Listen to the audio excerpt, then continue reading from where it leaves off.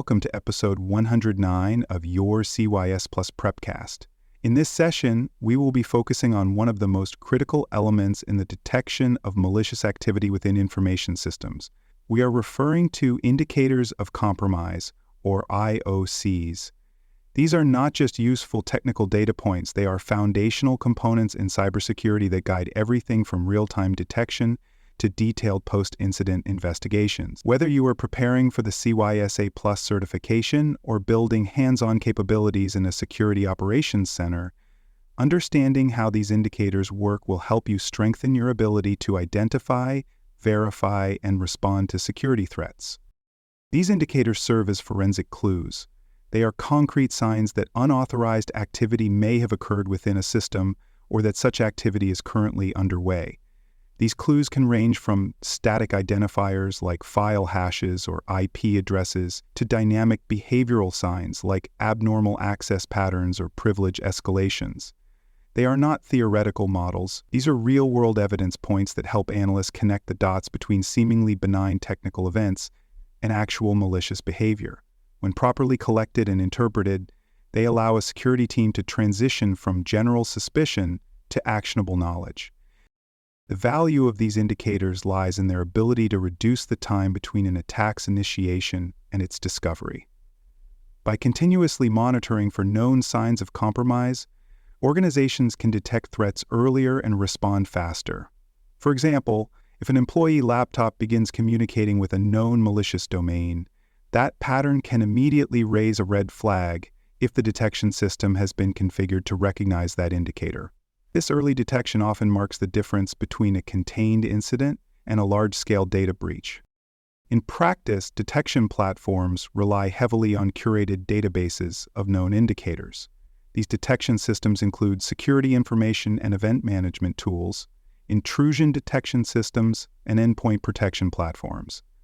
Analysts feed indicators into these systems so they can scan logs, memory, traffic, and disk contents for matches.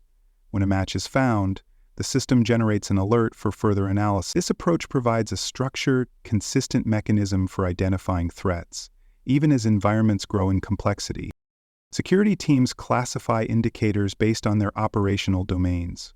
One common category is the network-based indicator. This type is focused on traffic patterns, domain queries, and communication protocols. Examples of network-based indicators include outbound traffic to malicious command and control servers, suspicious IP address connections, unexpected use of protocols, or abnormal volume of data transfers to foreign locations. These patterns help analysts pinpoint potential infiltration, data exfiltration, or lateral movement by attackers. Another important category is host-based indicators. These are found within individual devices, whether workstations, laptops, or servers. Host-based indicators may include unusual file names, known malware hashes, unauthorized system changes, registry modifications, or abnormal service behavior. For example, if a system's registry is altered to load unknown executables on startup, or if new administrative accounts appear without explanation, these are clear signs that the device may have been compromised. Analysts rely on host-based indicators to uncover deeper threats already present inside the network perimeter. Application-based indicators are those tied directly to software and platform behavior. They often involve user interaction with applications, database query anomalies, or signs of exploitation through web-facing services. These indicators could include repeated failed login attempts, anomalous use of application programming interfaces, or input patterns that resemble injection attacks. Because applications frequently handle sensitive business data, spotting compromise at this layer is essential to prevent data leakage or service disruptions. Behavioral indicators focus on what systems or users do, rather than what they are. These indicators are derived from deviations from normal patterns. A user who normally logs in during regular business hours may suddenly attempt access late at night from an unexpected location, or a system that generally transmits a small amount of outbound traffic may begin sending gigabytes of encrypted data. These types of observations are difficult to detect with static signatures, making behavioral indicators essential for identifying previously unknown or zero-day threats. A fifth category involves actor-specific indicators. These are signs that point to known threat groups or malware families. Over time, analysts accumulate detailed knowledge about how different threat actors operate. They may use particular encryption libraries, rely on specific infrastructure, or deploy custom malware with unique digital fingerprint. By correlating new activity with known patterns from prior campaigns, organizations can attribute threats more accurately and deploy targeted defense strategies based on historical intelligence. It is important to recognize that managing these indicators is not a one-time task. Threat landscapes evolve daily, and indicators that were valid last week may no longer be effective. Organizations must continuously update, validate, and expire outdated indicators. Doing so prevents detection systems from generating noise through false positives, while ensuring new attack patterns are not overlooked. Security teams typically automate much of this process through integrations with threat intelligence feeds that provide real-time updates on emerging threats. Another dimension of indicator management involves verifying the accuracy and relevance of each clue. Not every alert deserves the same response. Some indicators are strong signals of immediate danger, while others may point to low-level anomalies that require monitoring but not urgent remediation. By categorizing indicators based on risk, reliability, and context, security teams can prioritize incident response effectively and allocate resources where they are most needed. In larger environments, indicators are shared across systems and teams.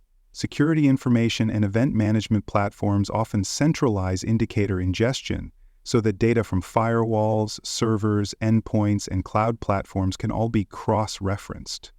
This correlation enables analysts to see broader attack patterns and understand whether a single indicator represents an isolated event or part of a coordinated campaign. Cross-center visibility enhances early detection and supports rapid containment. Ultimately, these indicators are not just data points, they are entry points into a deeper process of investigation. When properly applied, they enable teams to map the entire kill chain of an attack, from initial access to lateral movement and data exfiltration. This visibility is essential for both proactive defense and incident response. It helps organizations not only detect threats, but also understand how attackers move and adapt within their environment. For more cyber-related content and books, please check out cyberauthor.me. Also, there are more security courses on cybersecurity and more at baremetalcyber.com. Effective implementation of these indicators begins with thoughtful integration across the entire security infrastructure. Organizations must ensure that detection tools are not operating in isolation, but are instead part of a unified detection ecosystem.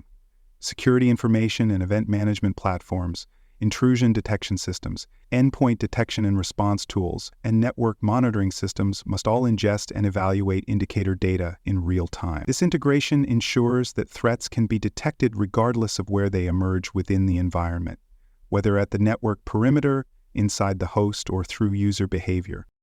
Automation plays a central role in this integration process. Modern environments are too large and too fast-moving for manual detection to be viable. Organizations deploy automated scanning engines that continuously monitor for matches to known indicators. These engines scan network traffic, system logs, process trees, and file systems to identify anomalies that align with known threat patterns. When a match is detected, the system can generate alerts, isolate affected systems, or trigger predefined containment responses. This speed and consistency are vital for early detection and rapid mitigation. One critical practice involves correlating internal observations with external intelligence. Indicators sourced from internal investigations may lack context, but when matched against threat intelligence feeds, they can provide a fuller picture.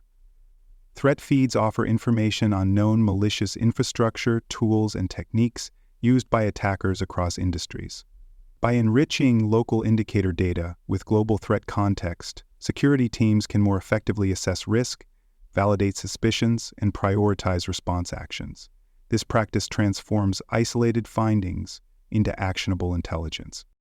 Detection based on these indicators must also operate continuously. Threats do not follow schedules, and a delayed detection can result in significant damage.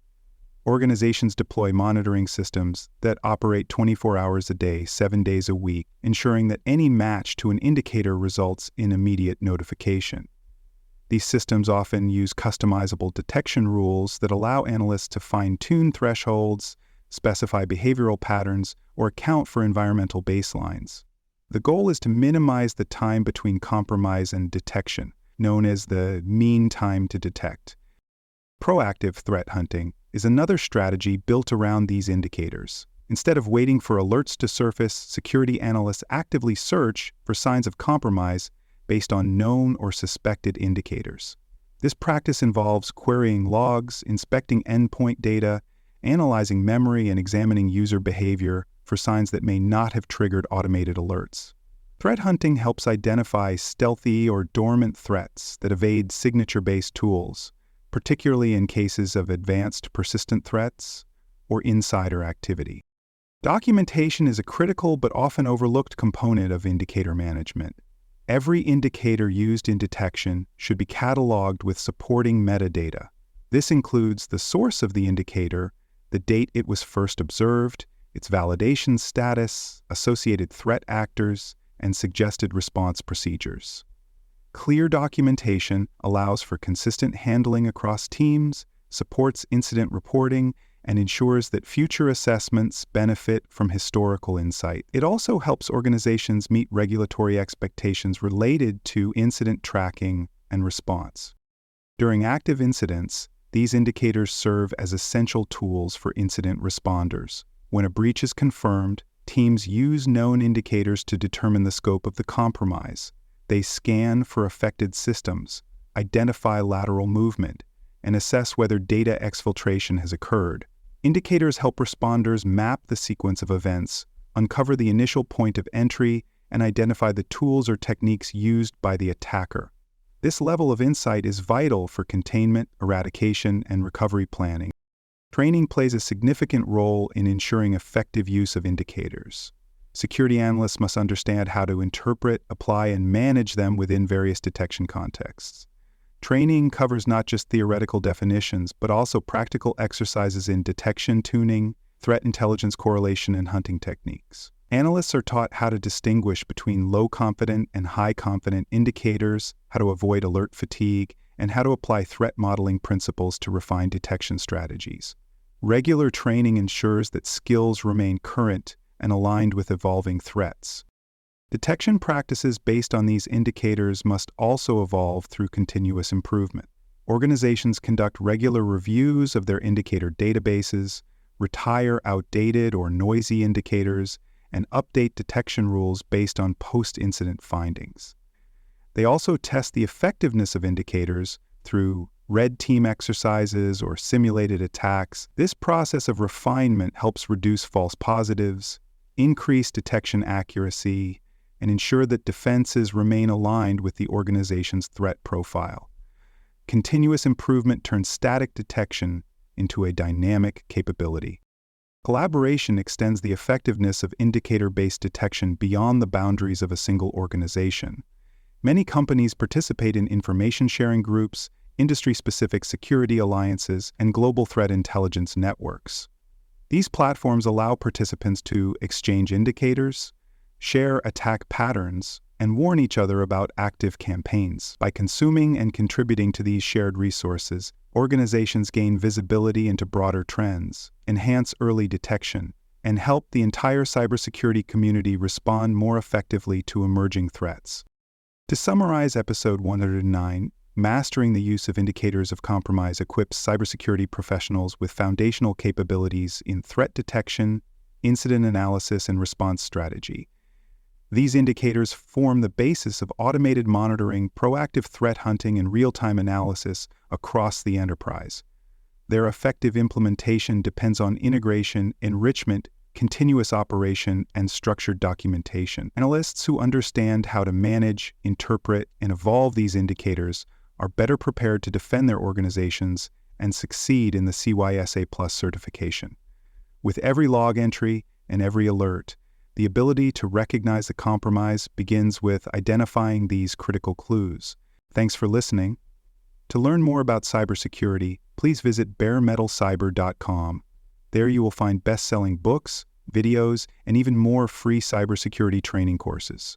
Please subscribe to the Prepcast and our various podcasts. And thanks for listening.